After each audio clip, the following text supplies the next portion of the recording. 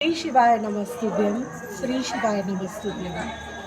चिमुकलेश्वर मंदिर हे तुम्ही सगळे जाणतात की हा मंदिर नवीन बनला आहे तो ठीक आहे। आम्ही प्राणप्रतिष्ठा केली, देवाचं लग्नही केलं। आता देवाचं लग्न केलं आहे तर नवीन कॉन्सेप्ट हे भारतात आता चालू झालं आहे वेलकमिंगचं।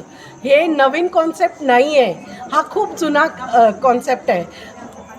ही लवची पहिली जोडी महादेव पार्वतीची। तर जेव्हा महादेव पार्वतीला कैलासावर घेऊन गेले तिथं त्यांचं वेलकम महादेवानी याच एकादशीच्या दिवशी केलं होतं।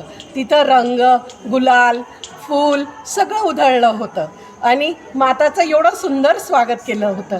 हीच माझ्या भारताची संस्कृती आहे आणि ही जपावं म्हणून एक छोट्याशा टर्मवर माझ्या या सगळ्या भगिनींनी मिळून हे एक थोडंसं उपक्रम केलं आहे। आणि आज एकादशी पण आहे तर देवाला तसं एकटं नाही सोडलं की मी महाराष्ट्रात राहते आणि पंढरीनाथला कसं काय विसरणार।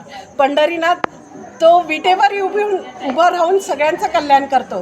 तर पाचोऱ्यात पहिल्यांदा मला असं वाटतं, जर मी गलत बोलत असाल तर क्षमा असावी, पण पंढरीनाथचं असं महादेव पहिल्यांदा साकारलेलं आहे आणि ते या चिमुकलेश्वर मंदिरात साकारलेलं आहे। आणि तुम्ही सगळे आले आणि एक गोष्ट